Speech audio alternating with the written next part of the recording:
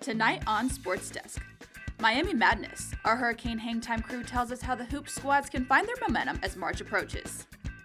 Plus, back to the light. The annual alumni game returned to Coral Gables before tonight's home opener. Jaden Cohey has the story. And finally, our reporter Zach Macer went around campus testing the students' knowledge about the Canes baseball program.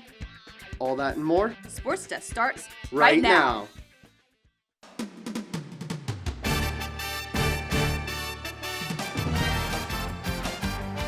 I'm Ed Reed, and you're watching SportsDesk.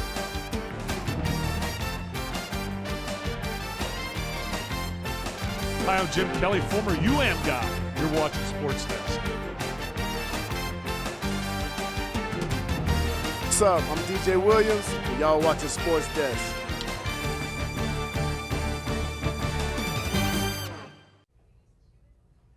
Hello, everyone, and welcome to the second SportsDesk episode of the semester. I'm Michael Muela. And I'm Olivia Howell. Thank you for joining us. Mike, there's plenty of Canes sports to talk about tonight, especially with baseball returning to the light. That's right, Liv. Now, I'm headed over to the light after the show to pick me up a delicious Mark Light milkshake. But before that, how about we jump into some Canes hoops? Yeah, let's do it. Riding momentum from last week, the Canes women's hoop squad returned to the Watsco Center to host 19th ranked Syracuse last night. Let's check out the highlights. Here we go, Canes down early, and there's a quick bucket from Daisha Fair to Sanaya Wilson. Qs go up by 5. Later in the first quarter, Qs up 6, a Miami turnover. Here comes Georgia Woolley, pumps, drops, and scores the bucket. It's an 8-point Syracuse lead. To the second quarter we go. They miss a 3. Miami can't corral the rebound. It falls for an offensive rebound for Syracuse. Easy second chance points. Later in the second quarter we go. Canes down 6. Woolley out to the corner. It's Burrows, wide open for 3.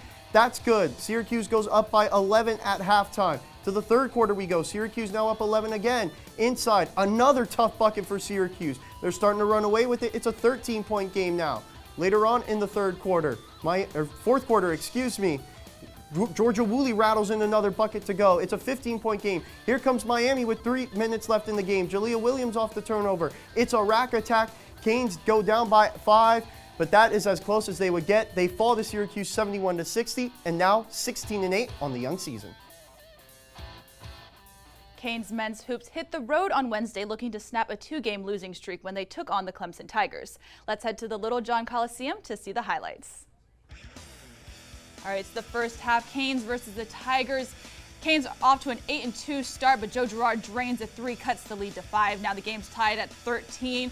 With 13.5 to go, Wooga Poplar nails the baseline jumper. Let's move into the late in the first half. Keyshawn George steals with the Canes down by 4, and Matthew Cleveland puts it away to make it a 4-point game. Now we're going on to the second half. Keyshawn George playing 2-man with Norchad O'Meara. The crossover out to Norchad, and he'll hit his only 3 on the night. Now 2 plays later, Wooga hits the 3, putting the Canes up by 3, but just a few minutes later, Keyshawn George with a sidestep for 3.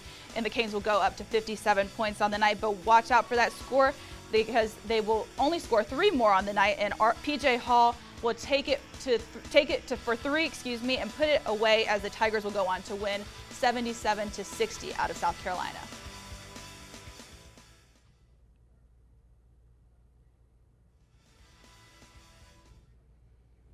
It was a tough week for both Canes hoop squads, but as the season winds down, some opportunities still remain to make the NCAA tournament. Let's hear from Shay, Manny, and Taryn on this week's Hurricane Hang Time. Guys? Welcome back to Hurricane Hang Time. I'm your host, Shay McDonald, joined by Manny Nacarado and Taryn Jacobs. Let's get right into it. Manny, we're going to start off the men here, and again, a couple of games they were not able to close out late. What's been going on?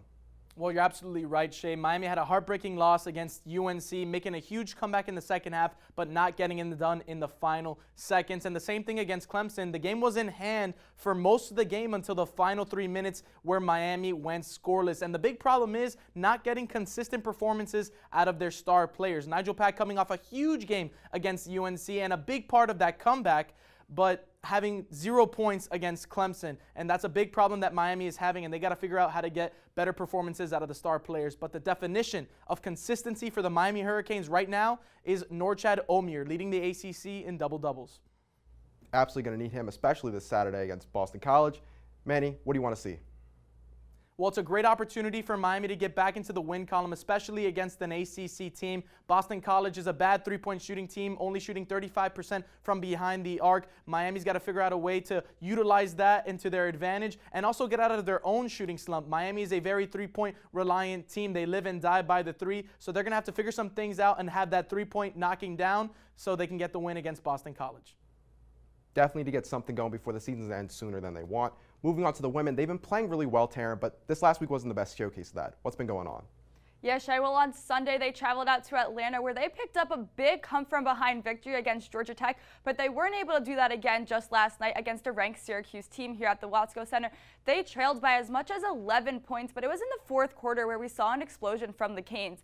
It was from a tenacious full-court press that they cut that deficit to just 5 points, but that was not enough. It was too late in the game, and Syracuse was able to come back from that. They got some offensive rebounds and knocked down a three-point later on that put the game just out of reach for the Canes, and this was Miami's only second loss at the Watsco Center. And Cheyenne Day-Wilson, want to touch on her. She's been amazing all season long. She has 10 straight games scoring in double figures. She averages 11.7 points per game and leads Miami in scoring. Absolutely going to need here this weekend when they play Florida State and try and get some revenge. Taryn, how can the Canes get their get back? Yes, Shay, well, as we know, just a couple weeks ago when they traveled to Tallahassee, that game did not end in their favor. And the big issue in that game was that they were playing from behind all game long. This is something we've been seeing from the Canes a lot as of lately. They need to get out from the get-go and not let that game slip away early on. Absolutely. As you can see, both teams need some more consistency, whether it's through the games or from the star players. Unfortunately, though, it's all the time we have for you today. Back to you guys at the desk. Thanks, guys. Can you smell what the most electrifying man on TV is cooking? Niles Nassim has all the fixings of Canes social media on this week's edition of Behind the Post. Niles, take it away. It's been one of those weeks, ladies and gentlemen. It's been one of those weeks. And man, I didn't think I would make it, but thank God it's Friday and I ain't got to fake it. Do you know how long I've waited for this day? A week, like everybody else. But never mind that. Welcome to the most electrifying segment on TV with me, Niles Nassim, your host with the most. So when you see me on screen, it's time to go behind the post. Listen, it should have been me. As you can see, our frisky, feathery friend Sebastian has got him a new boot thing for Valentine's Day. And I mean, your boy's Valentine's Day has been sweeter than the honey from the bees, because he got to hold Alicia Keys. Man, I wish I was an Ibis. But seriously, we at SportsDesk hope you had an amazing Valentine's Day with somebody. No matter if you're single, taken, or surely mistaken, remember that you are loved and valued. Now, I love it when we see people get their flowers, especially when they're Hall of Fame ones. Let's check out the moment where UN volleyball coach, Coach Keno, learned that he will be joining the Puerto Rican Sports Hall of Fame.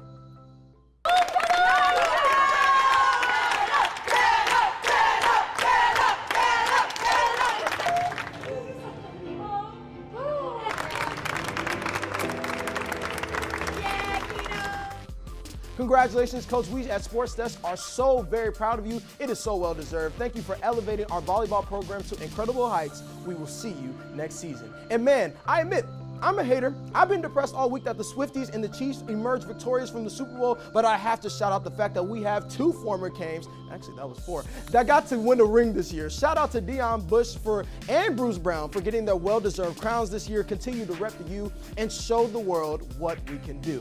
Now, you might be wondering why there are a list of walk-up songs right beside me, and that's simple. Baseball is back. You know what time it is. Grab yourself a milkshake, go sit behind home plate, and pull up to Mark Light after the show for the Canes' sake, because we got a banger of a series this weekend against NJIT, and I heard there will be giveaways. We will see you soon on the field. But that's all the time I got for you today. You know what to do. Be blessed. Don't stress, because you know where to find me right here on SportsDesk. I'm Niles Nassim. Thanks, Mr. President. Coming up on SportsDesk, Canes baseball is back, and lead reporter Annie Watson is live at Mark Light Field, so don't go anywhere because SportsDesk will be right back.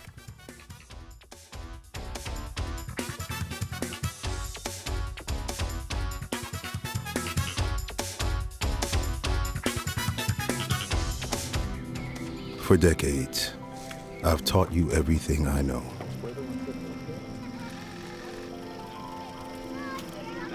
How to safely build a fire. How to control the flames.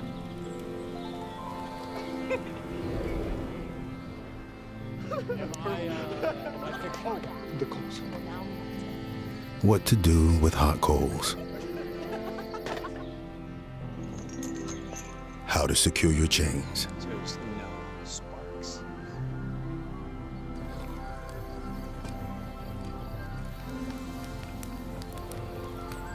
but I can only teach wildfire prevention. Only you can prevent wildfires.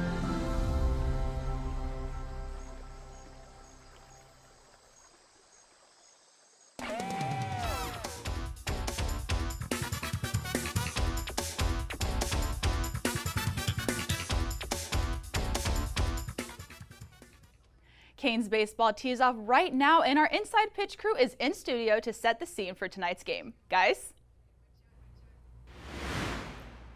Thanks, Olivia. Welcome to Inside Pitch. I'm your host, Mia Hausman, alongside analyst Andrew Klein.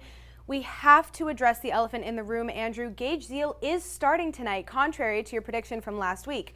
Let's roll the tape. Here's who I think the rotation needs to be. It starts with the southpaw, Rafe Schlesinger, a bullpen pitcher from Miami last year, 24 appearances and an ERA under 4. So why did JD Arteaga go with Gage?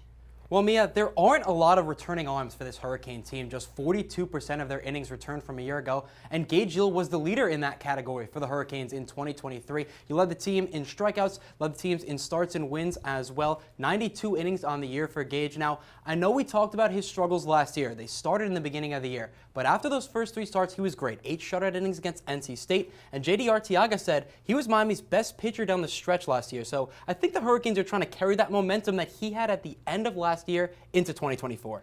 Well, let's hope your track record improves as the season goes on. The Canes' first opponent is NJIT. Who is going to challenge this Hurricanes team? Well, look, you can't overlook this NJIT team that went 22-31 a year ago. Now, it starts with their backstop. That's Luke Longo. He's one of the top 50 catchers in the NCAA by D1 baseball this year, and he's a great defensive and offensive backstop for the Highlanders of NJIT. Now, you look around the field and you take a look at Ray Ortiz, a really talented hitter on the offensive side, 288 in the batting average category, an OPS well over 900. Those are great numbers for an infielder, and I think Miami needs to take care of those guys. But then you, of course, have to take care of that whole lineup, but it starts with those 2. Absolutely. As we know, the first series can set the tone for the entire season. What do the Canes need to do to start out on the right foot? Well, you said it best, Mia. The first series is what sets the tone for the rest of the year. So here's what these Hurricanes need to do to start off against NJIT. Now, it starts with the offense. It's got to come early. It's got to come often. This Miami team is known for their big bats. Now, they don't return a lot of hitters from last year, but they do have a lot of talent throughout that lineup. It's going to play a huge role, and they've got a good bullpen as well. So if Miami can get to their bullpen with a lead, they're going to be in a really good spot in 2024, especially against NJIT. Number 2, you got to play good defense. The Hurricanes as a team, I mentioned that they don't have a lot of returners, but as a team last year, they were 98% in the defensive category. They've got to be that good this year. And number 3, it's the Hollywood show. He was great last year. He's their best returning hitter, and now it's his time to shine. Well, that's all we have for you tonight. Back to you, Olivia, at the desk. Thrown right now as the series against NJIT starts tonight. Our lead reporter, Annie Watson, is live at Mark Light Field right now with some updates. Annie, how is it looking over there? Well, Olivia, the energy is up, milkshakes are being made, and Canes baseball is officially underway. Tonight is the first of a 4-game series for the opening weekend for the Miami Hurricanes, who are facing off against the NJIT Highlanders. This Highlander squad was 22-31 last season, while the Miami Hurricanes were 42-21, and made it to the NCAA postseason, for the 46th time in program history. Speaking of history, JD Arteaga is starting his first game as the head coach of this squad after serving as a pitching coach for the past 22 years. He'll be leading quite a young squad, because 5 of his 7 infielders are underclassmen, including sophomore star Blake Sear. The only 2 upperclassmen, Captain Dorian Gonzalez Jr. and senior transfer JD Urso. That's all I have for you. Reporting live from Mark Light Field, I'm Annie Watson. Back to you guys at the desk. Thank you very much, Annie. Now, prior to tonight's season opener, there was a game played at the Light, which featured plenty of familiar faces for Canes fans. Reporter Jaden Coey has the story. The past takes on the present. The annual alumni game presents a chance for alumni of the Hurricanes baseball team from all years to play against the current team. It is an opportunity to reminisce about the many memories and history behind the program. and to look forward to the future. No, it's been great. It's been great to come back and, see some old friends and kind of, have a little competition between the new guys. I mean, it's been great. Got into pro ball, so that's really good blessings there. And being able to obviously work and come back and still have the opportunity to come here and play with these guys is fun. So, I'm enjoying life so far. Despite graduating, it is clear to these alumni that being a Miami Hurricane still holds meaning as they come back to show their support. I mean, it's always to come here and try to win a national championship. That's always the goal for the Canes. It's part of the program, and being part of it has been special, especially my 3 years before. And being able to still come back and help these guys and watch them grow has been special. This support is especially helpful as the Canes begin their 2024 season. Hopefully they have a really good team. It's been a while since we've been to, won a national championship. So I think this is the year, hopefully, and, let's get it going. Filled with family, friends, and the love of baseball, the alumni game is a tradition that will be valued for many years to come. Jaden Cohey, UMTV. Thanks, Jaden. Up next on Sports Desk, Tatenda Mukarejisa sits down with tennis star Vladislav Melnik for Athlete of the Week. Don't go anywhere. But first, it's time for some trivia. Canes baseball pitcher Gage Zeal was named to the Golden Spikes Award watch list, but when was the last time a Hurricane was named to this watch list? Is it A, 2023, B, 2021, C, 2020, or D, 2017? Sports Desk has the answer after the break, so don't go anywhere.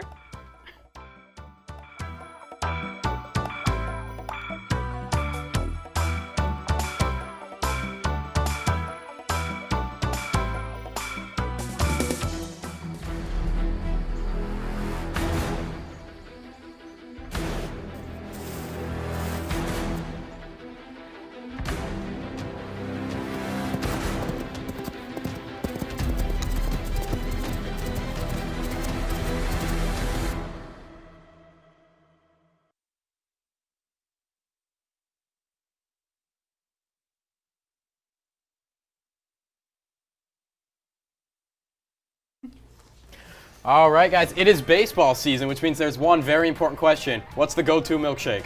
J-Ro, hands down. It's got to be the jelly donut. It's got to be. No, it's the J-Ro. You get chocolate on chocolate. Is it time yet?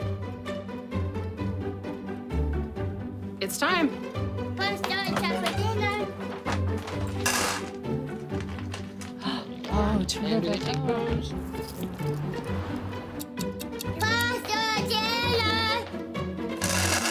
Donating pet food is one of the many ways you can help families in your community. Pets and people belong together. Learn more at petsandpeopletogether.org.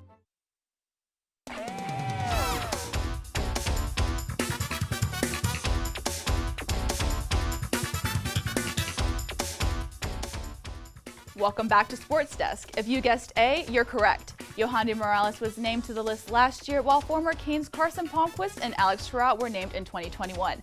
Zeal becomes the 16th Cane since 2008 to be named.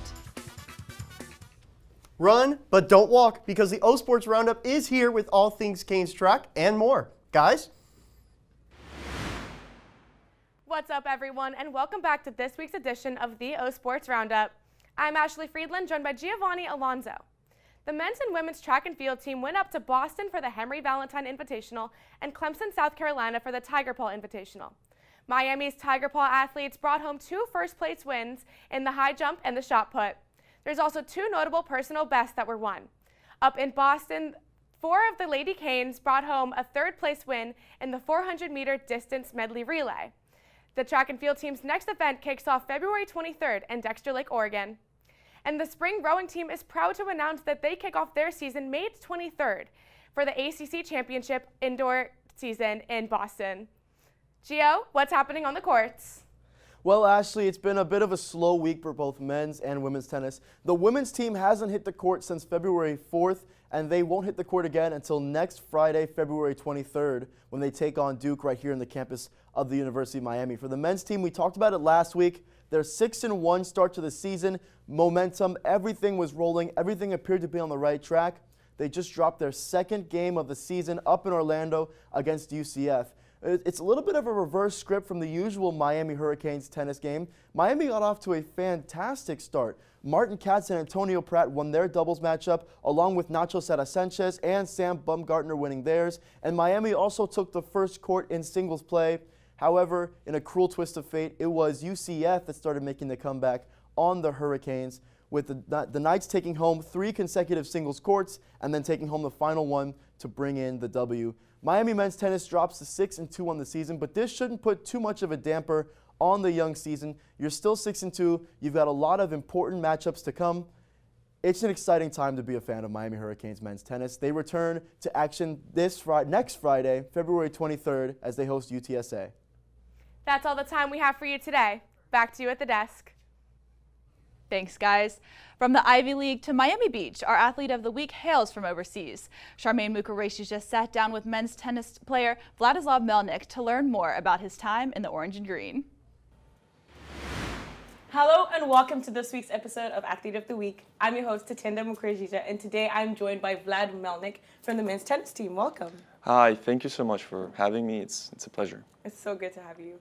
I'd love to know, where did you grow up and what was it like growing up there? So I grew up in Romania, in Bucharest, and growing up there is completely different than growing up in the US. Okay. Different aspect on life, different mentality. Food is the main thing that is very different, and that's what I'm missing a lot. Is the food good back home? It's amazing. I love it. It's like, it's a lot, and it's like great. And that's why I love it. That's incredible. What's your major? My major is real estate development. I'm a grad student. Wow. So yeah, I'm in the School of Architecture. So, That's pretty cool. I know you were at Cornell before, and now you're a Hurricane. What's that like? Weather's different. It's different? Yeah, that's the main thing. I mean, now it's like snowstorms in Ithaca. Meanwhile, here I'm enjoying sun, light, everything is beautiful. And just like, the different type of community. I think the campus is smaller, which makes people, kind of like get closer, which is pretty nice. I love that. What motivates you? I think just trying to be the best at whatever I do, and I'm a perfectionist, so like to me, doesn't matter if I do something at 90% well. I think that 10% that is missing, I need to do better. So like I'm always focused on that 10% instead of like what I did well. So that's probably one of the things. I love that. So lastly, what are your goals after you graduate? That's still something I have to figure out. There is like 2 options. I either try and play professional tennis, or I don't know, eventually get a job somewhere. I don't know. Also, that's another thing that I need to figure out, and I have this summer to kind of like think about it. That's incredible. Well, thank you so much. That's all the time that we have for today. Thank you. I'm your host, Tatenda Mukrejija. Remember to be good, and if you can be good, be safe. Back to you at the desk. Thanks, Tatenda. Still ahead, Zach Macer let Canes fans step up to the plate for some baseball trivia. Did they hit it out of the park, or did they strike out? Find out when Sports Desk returns after the break.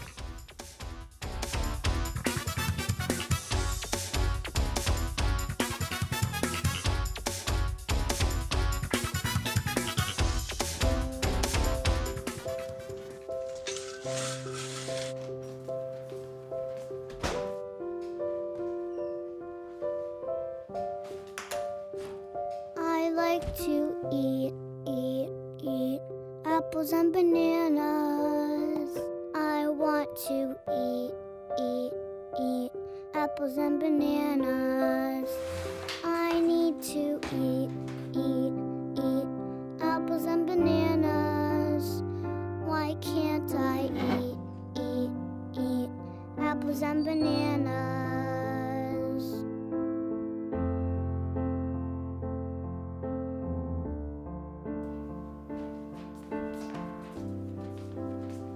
Support the Feeding America nationwide network of food banks to help provide meals to those in need. Join us at feedingamerica.org.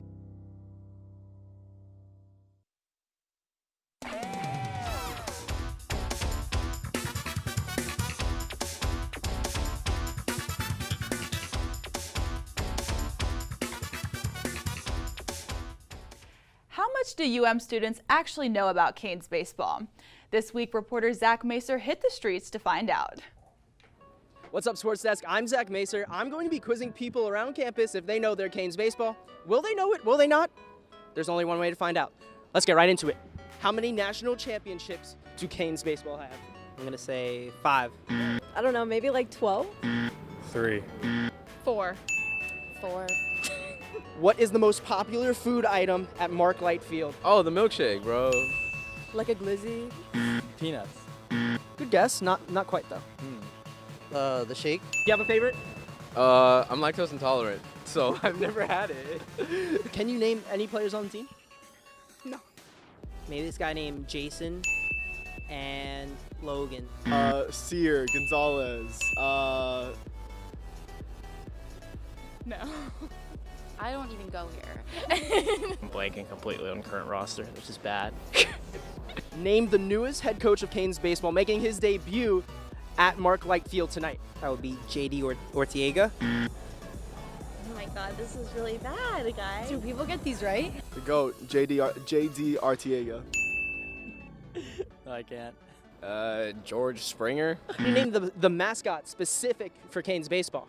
Is it like Panic or something like that?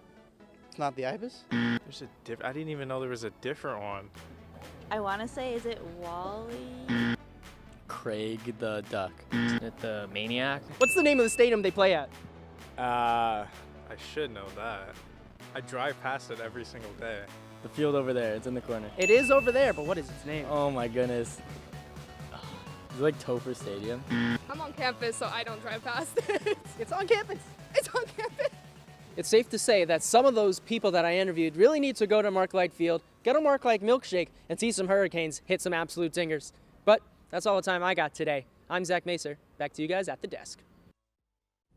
Thanks, Zach. Rookie phenom Victor Wembanyama has been a highlight factory all season long, and in Toronto on Monday night, he gave us another jaw-dropping play. Let's head to the Great North, where Victor Wembanyama goes into the paint with the right hand. Here's a look at it in live action, draws 2 defenders, but they're no match for the 7-foot #1 overall pick from France. And the Spurs, man, they found a gem with this one. Wembanyama goes 1-on-2 into the rack. That's your first play of the day, but don't worry because we have another one for you. Let's head out to Staples Center in Los Angeles, or Crypto.com Arena, for the Pistons and Lakers when Jaden Ivey goes up and under with the windmill slam. Let's take another look. Drives past one, goes up and whoop, you missed me, and dunks it with the right hand. Lakers would go on to win this one, but that is your double play of the day. History was made last night when the University of Iowa's Caitlin Clark needed just 8 points to break the NCAA women's all-time scoring record. Let's head to Carver Hawkeye Arena to check it out. It's in the first quarter. Iowa down 6-5 against opponent Michigan of the Big Ten. Iowa tracks down a rebound. They get it to Caitlin Clark. All she needed was 3 points to get the all-time scoring record. She pulls from 30 feet. She absolutely drains it. She has made history. Caitlin Clark passes Kelsey Plum with 3,528 career points, and that is the most in NCAA women's D1 history. I mean, truly just amazing for her. So wonderful to see her celebrating with her teammates, and it's just such a historic moment for her. Yeah, that's something you love to see. Congratulations goes out to Caitlin Clark and the whole team because, you know, she's one of not only the greatest scorers ever, but one of the greatest players ever. And I can't wait to see what she does in the future. Maybe quite possibly go to the WNBA. Oh, I definitely think she has an amazing chance. She's already broken so many records, and this one is just another one to add to her resume. So absolutely incredible. But we'll definitely keep an eye out for that. But unfortunately, that's all the time we have for this week's edition of Sports Desk. But don't worry, we'll be here again next week, same place, same time. So be sure to have a great night.